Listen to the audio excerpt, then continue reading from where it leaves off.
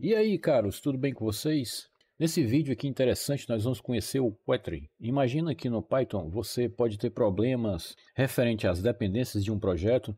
Muitas vezes é de costume utilizar aquele arquivo requirements.txt, onde você usa o comando freeze ali para que você guarde as dependências daquele projeto para que sua equipe ali de desenvolvimento saiba quais são as dependências, as bibliotecas que aquele projeto precisa. Só que a gente tem uma maneira melhor de fazer isso, muito parecido com o NPM do Node, que é o Poetry. Não sei bem se a pronúncia é essa, mas acredito que sim. Não sei se é a melhor maneira. Como ele próprio diz aqui, ele é um gerenciador de pacotes e dependências que torna fácil a utilização do Python.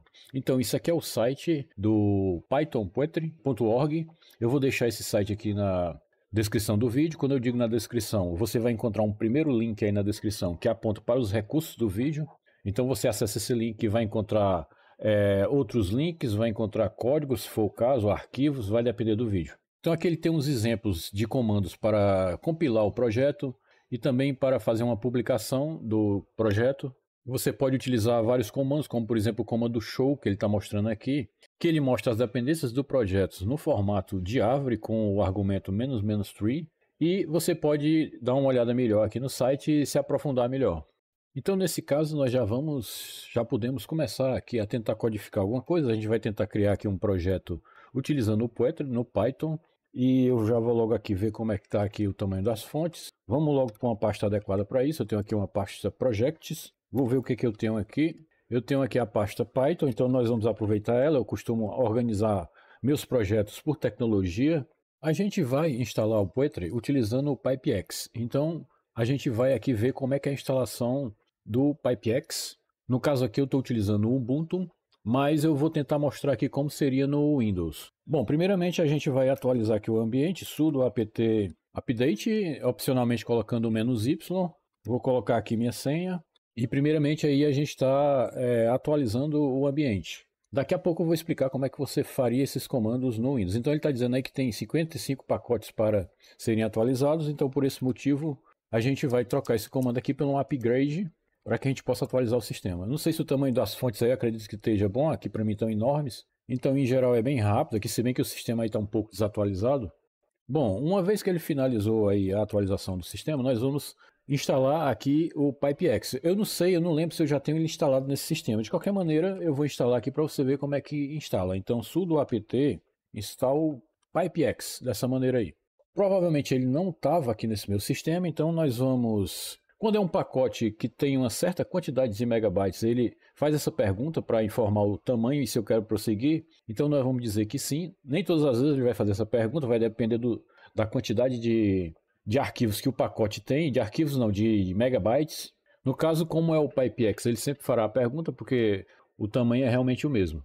Então, uma vez que ele instalou aqui o PyPX, a gente vai se certificar que ele está globalmente no path do sistema. Para isso, a gente tem duas opções. A gente pode fazer com que ele fique no path do seu usuário, do usuário que eu estou agora, ou no path global. Mas acredito que a gente vai optar pelo path apenas do nosso usuário aqui. De qualquer maneira, eu vou mostrar os dois comandos. Então, você digita PyPX, e no caso aqui eu estou utilizando o ZSH, ele fica verdinho aí o comando, e dessa maneira você sabe que ele já está instalado corretamente. PyPX ensure patch, acredito que seja "-h", deixa eu ver se está tudo correto aí, é isso mesmo. Desculpa, não tem um "-h", eu meio que estou confundindo aqui as coisas. Seria assim, ensure path só. Então, isso aí faz com que você adicione o PyPX no path. Mas ele está dizendo aqui que já estava adicionado no path. Então ele está dizendo que todos os binários já estão adicionados no path. Mas se eu quero forçar, prosseguir, eu posso utilizar o comando "-force", o que não é necessário nesse caso. Porém, eu posso instalar também no path global, que independente do usuário que eu vou estar aqui no sistema, o PyPX vai estar no path. Então dessa maneira eu já mudo um pouco aqui o comando, eu coloco sudo, o mesmo comando, só que eu coloco o parâmetro "-" global aqui, que acredito que a gente não vai precisar fazer isso aqui no nosso exemplo. A instalação do PyPX no Windows, apesar de eu não estar no Windows aqui, eu vou informar como você faz. O aconselhável é você utilizar o scoop. Daqui a pouco eu vou mostrar como é que você instala o scoop, mas o comando seria bem parecido. Seria algo como scoop Só muda praticamente o apt. Scoop install pipex. Dessa maneira você instalaria ele no Windows. E os outros comandos seriam bem parecidos, como por exemplo, para colocar o pipex no path seria realmente o mesmo comando. E caso esse comando aí não funcione, você tem uma outra alternativa, que é o seguinte, é py. Lembrando que esse py aqui, logicamente que ele vai ficar vermelho aí, porque eu não tenho ele aqui instalado. "-m, pip install para o usuário, né? "-user pipex". Se você tiver instalado o Python utilizando a Microsoft Store, a loja da Microsoft, no lugar de colocar py dessa maneira, você vai colocar Python 3 aqui. Para que você possa instalar o Scoop no Windows, que é uma ótima ferramenta, é uma espécie de equivalente ao apt, ao Pacman também no Ash Linux, para o Windows, de repente é mais prático você instalar ferramentas utilizando linha de comando. Então eu estou mostrando aqui um site que eu também vou colocar na descrição, que é o scoop.sh. Ele é aqui um site que tem algumas informações que eu aconselho você dar uma olhada. E tem aqui explicando a maneira que você, por exemplo, instala ele usando o PowerShell, por exemplo. Então vou só dar um zoom aqui para facilitar. Aqui ele explica como é que você instala com esses dois comandos utilizando o PowerShell. E mesmo que não seja relacionado a esse vídeo, eu aconselho você instalar o Scoop no Windows, assim como o Winget e o Chocolate. Eles são ótimas ferramentas de instalação de aplicativos, de pacotes, de utilitários para o Windows. Então nós vamos dar continuidade aqui ao nosso código, onde agora nós vamos utilizar o pipex que nós acabamos de instalar para instalar o Poetry. Então dessa maneira você vai disparar pipex install Poetry, dessa maneira aqui, e vamos aguardar a instalação. A instalação não tende a ser muito demorada, a não ser que ocorra algum problema. Por exemplo, aí nesse ponto ele já instalou, e ele inclusive diz aí em cima qual é a versão do Python que eu estou utilizando e qual foi a versão do Poetry que ele instalou. Bom, e como nós já estamos aqui na nossa pasta onde nós vamos colocar nossos projetos Python, nós vamos criar aqui nosso primeiro projeto. Eu vou limpar aqui a tela, vou até aumentar mais um pouco o tamanho das fontes, limpar novamente aqui. Inclusive, antes disso, se você quiser atualizar o Poetry, você também pode utilizar o comando pipex update Poetry, seria upgrade. Então, aqui não vai ser necessário, eu vou disparar o comando apenas para você ver como é que é. E na mensagem ele já está dizendo que ele já está na nova versão, que é nesse caso aqui, na data de gravação desse vídeo, é a 1.8.3. Inclusive ele diz até aqui a localização, que às vezes pode ser importante. Às vezes você quer colocar ele no path, existe algum problema de que ele não está no path de alguma maneira. E nós vamos criar aqui nosso primeiro projeto utilizando o Poetry. E você vai ver que é algo bem prático. Talvez você até passe a utilizar o Python sempre agora utilizando o Poetry. Então você digita Poetry, new, e o nome do projeto, que nós vamos colocar aqui um nome bem criativo, Poetry Test. Pronto. Dessa maneira ele já criou o projeto. Então, se a gente for dar aqui, listar os diretórios da pasta, veja que ele criou ali a pasta com o nome do nosso projeto, que é a Poetry Test, que nós vamos entrar nela. Então eu vou dar um CD nessa pasta aí e vamos entrar nela. E nós vamos utilizar o Visual Studio Code aqui para programar. Lembrando, antes de chamar o Visual Studio Code, que daqui em diante, no Windows, Linux, em qualquer sistema operacional é a mesma coisa. O que teria de mudar era ali logo no início, na instalação do Poetry, do pipex, e vamos aqui utilizar o Visual Studio Code. Ele abriu aqui o Visual Studio Code no outro monitor, eu vou trazer para cá, e uma coisa que eu costumo utilizar são perfis. Então eu gosto de dividir o meu Visual Studio Code em perfis, como você está vendo aqui.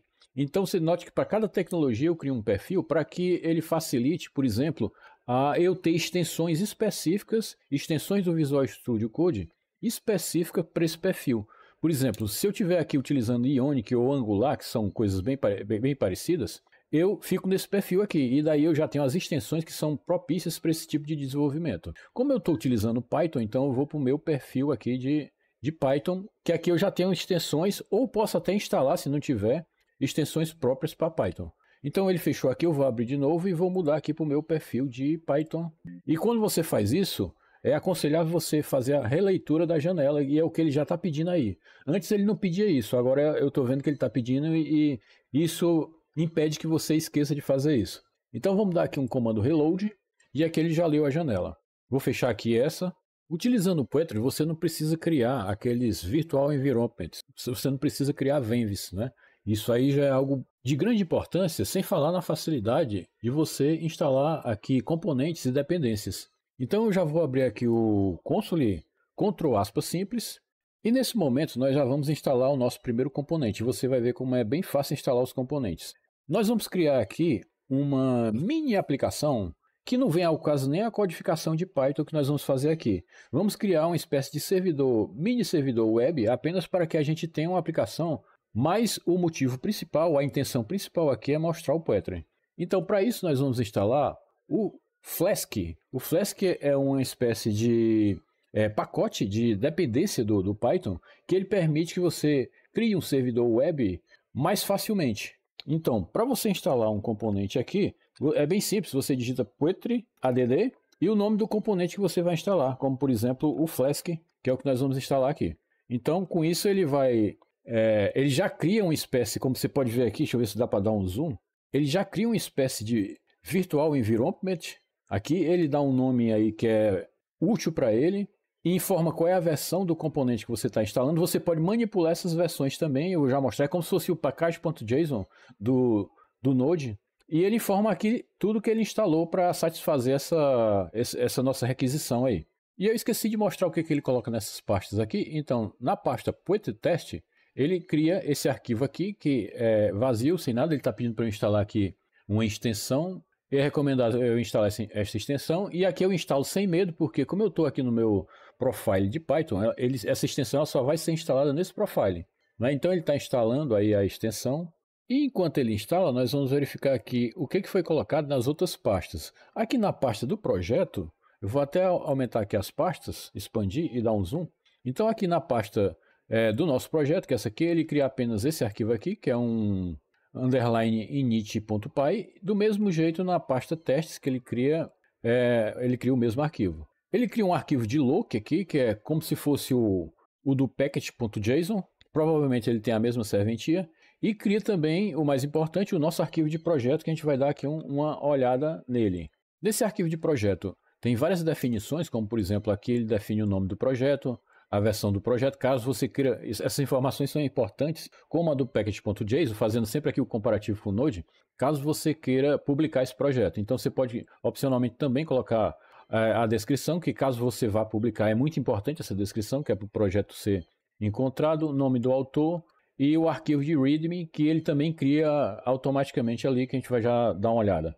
E aqui as dependências do projeto, que você pode manualmente mudar, assim como você pode fazer no package.json, você pode opcionalmente manualmente mudar por aqui, ou pode mudar por linha de comando, e aqui o sistema de build que ele está utilizando. Indo aqui no README, é na verdade um arquivo vazio que está aguardando que você preencha com informações explicativas sobre o que é esse projeto. Como a gente pode ver aqui, ele já instalou aqui a extensão do Python. A gente pode até ver rapidamente quais são as extensões que nós temos instaladas aqui. Deixa eu até tirar aqui esse filtro. Talvez a gente possa ver. Então, nesse ambiente eu estou com essas extensões instaladas. Você pode pausar aí. Como eu estou utilizando aqui o WSL, algumas extensões precisam ser instaladas no WSL, mas aqui eu não vou fazer no vídeo para que o vídeo não fique muito extenso. Mas você pode dar uma pausa aí para verificar as extensões que eu tenho instalado. A mais importante realmente para você trabalhar com Python é essa aqui. Essa extensão Python que tem mais de 135 milhões de downloads. E agora nós já vamos começar a codificar nosso servidor, que a gente vai tentar fazer o mais rápido possível, já que ele não vem muito ao caso aqui do vídeo. Então na sua pasta de projeto a gente vai criar aqui um new file. A gente vai chamar ele de server.py, é um arquivo Python. Já vamos começar importando dois componentes importantes. Então from Flask, que é o que nós acabamos de instalar, a gente vai importar o próprio Flask, a classe principal do Flask. E daqui, ainda do Flask, from Flask, nós vamos importar também o request, porque nós vamos precisar utilizar isso aqui. Ele já dá uma ajuda aqui, pronto. Essa ajuda ele está dando por causa da instalação daquela extensão, aquela extensão que nós acabamos de instalar. Como é que o Flask trabalha? Ele trabalha com o que a gente chama de decorators, ou seja, você cria métodos e cria um decorator em cima do método. Esse decorator explica qual é o endpoint desse método quando você estiver acessando pelo navegador.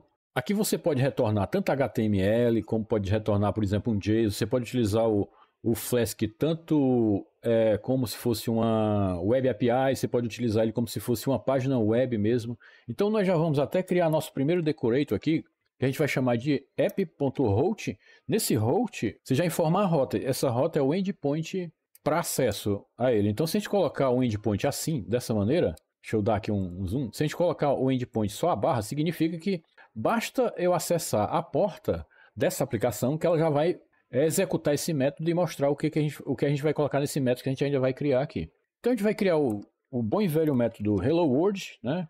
Hello World, dessa maneira. E nesse Hello World nesse caso aqui, nós vamos optar por retornar um HTML. Então, no Flask você apenas retorna um string, essa string já é o HTML. Então a gente vai criar aqui, logicamente que você precisaria trabalhar mais isso, né? Trabalhar com os cabeçalhos da requisição, mas para o vídeo aqui ficar mais rápido, a gente já vai passar a retornar logo um H1 aqui. A gente vai retornar um H1 com o texto code total, que é o nome do nosso canal. A gente vai colocar talvez um BR aqui, vou ver o que é melhor. Não precisa do BR, que nós vamos finalizar aqui o H1. Então a gente vai aqui, deixa eu aumentar também o tamanho das fontes aqui, deixa eu ver se ficaram... Para mim ficaram enormes aqui, para você eu acho que deve estar no tamanho bom, eu esqueci de aumentar, peço desculpas. Então, como a gente está colocando um H1, a gente não vai precisar de colocar um BR. E o H1, logicamente, a gente vai precisar fechar ele aqui. Então, code total, curta, compartilhe e siga o canal. Curta, compartilhe e siga o canal. Dessa maneira, a gente já pode até fazer nossa primeira execução. Eu vou salvar aqui. Para a gente fazer nossa primeira execução e testar essa pequena aplicação que nós criamos, logicamente a gente vai criar mais coisas aí, só para você também conhecer um pouco do Flask. O que não é o ponto principal aqui do vídeo, mas eu imagino que possa ter gente aí perguntando, poxa, explica mais sobre esse Flask, então vamos lá. Então, para isso nós vamos entrar na nossa pasta Poetry Test, que foi o nome da nossa aplicação, né? Vou dar um CD nela aqui embaixo e vou disparar o comando Poetry Run Python server.py, que foi o nome do arquivo que nós criamos. Você pode dar um tab aqui que ele completa para você. Vamos executar. Ele deu um erro e eu estava suspeitando que eu estava esquecendo alguma coisa. Logicamente, nós esquecemos de definir aqui nosso app, né? Então, o nosso app é uma instância do Flask que nós vamos criar. Então, nós vamos criar aqui essa instância do Flask e vamos colocar aqui a variável name para ela, como argumento. E agora nós podemos limpar aqui e repetir nosso comando. Poetry Run Python e o nosso arquivo principal aí, nosso arquivo inicial do projeto, que é o server.py. Ele não fez nada porque nós esquecemos de colocar nossa aplicação para executar. Então a gente vai criar uma regrinha aqui embaixo. Se o name for igual a main, se isso aqui for o módulo principal da aplicação, então nós vamos executar nosso projeto. Então a gente vai digitar app.run, que é assim que a gente vai executar nosso servidor Flask. E como nós vamos executar ele em debug, nós vamos definir aqui a variável debug igual true, vamos definir true para ela. Pronto, agora nós completamos nossa aplicação, então nós vamos fazer uma terceira execução. E dessa vez o servidor está executando, ele mostra aqui, eu vou dar um zoom. Primeiramente eu vou explicar aqui o código. Do Flask, nós importamos o próprio Flask, isso para que a gente possa criar nossa aplicação, e aqui a gente passa o name, ou a variável do Python name. E do Flask também nós importamos o request, que nós ainda não utilizamos, mas vamos provavelmente utilizar. Já aqui embaixo, e eu esqueci de falar, aqui embaixo a gente verifica se nós estamos no módulo principal. Se a gente está executando o módulo principal da aplicação, então nós vamos realmente fazer nossa app Flask executar com o método run e vamos informar para ela que é debug, que dessa maneira ela vai ter um comportamento mais... ficar mais verbosa nos erros e nos logs e vai ficar mais relacionada a debug o comportamento do servidor. E aqui embaixo ele informa aqui que já está servindo a aplicação, está em modo debug, aqui ele dá uma advertência que não é para colocar em modo de produção, ela dessa maneira, e o mais importante, aqui ele informa qual é a porta que nós vamos utilizar no localhost. É através dessa porta que nós vamos acessar nosso servidor. E outras coisas mais aí que você pode dar uma olhada. Bom, eu já vou aproveitar aqui um recurso do Visual Studio Code, que é Ctrl mais o clique do mouse, e a gente já vai acessar. Então, dessa maneira, ele já abriu aqui em outra janela que eu vou mostrar para você o resultado. Code total, eu vou até dar uma aumentada aqui.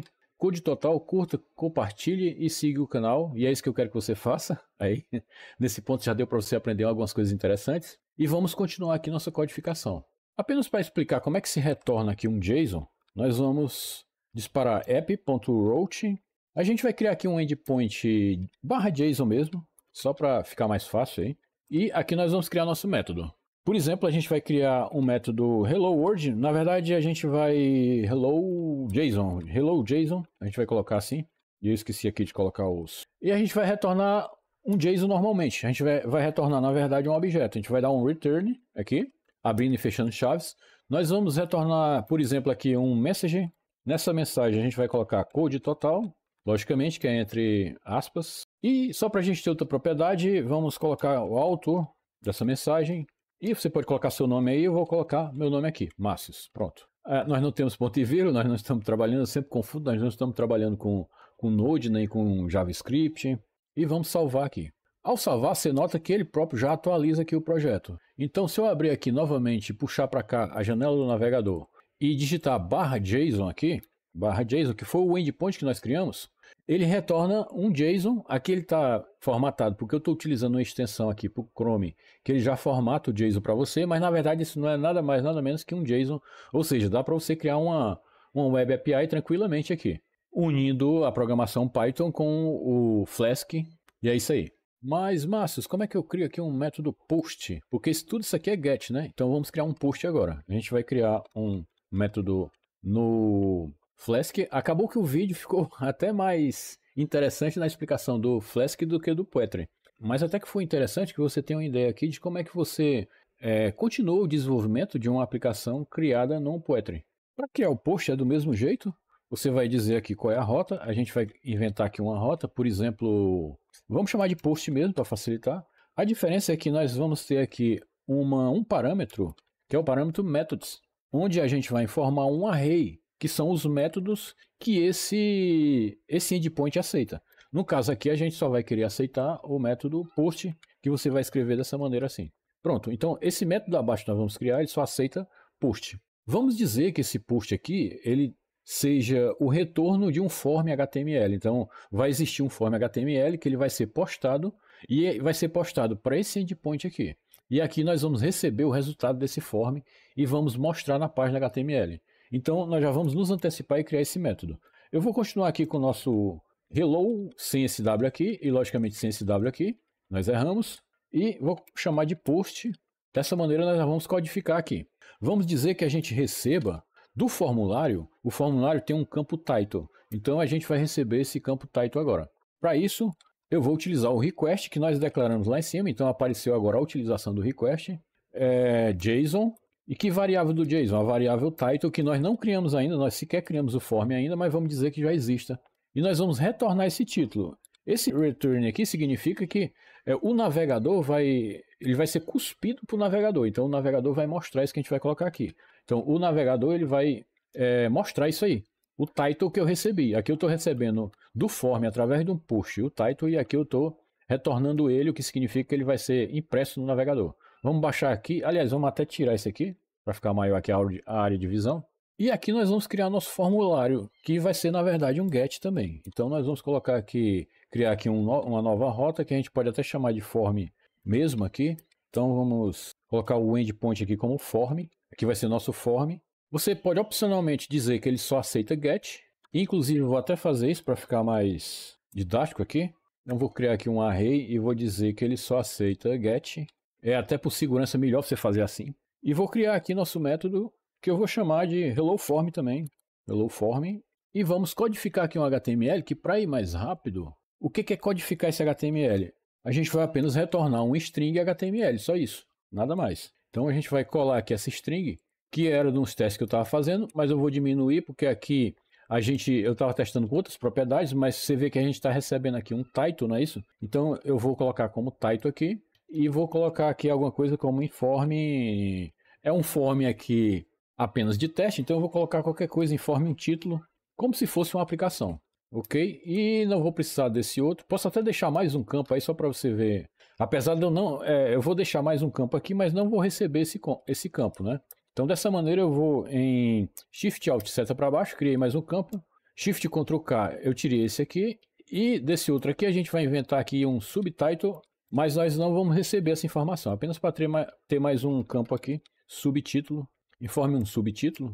Acho que assim, talvez. E aqui eu vou trocar esse nome register por postar. Pronto. Apenas para colocar um pouco mais de açúcar, adoçar mais um pouco aqui a coisa, eu vou colocar esse campo como required, que ele só pode postar se ele informar esse título aí.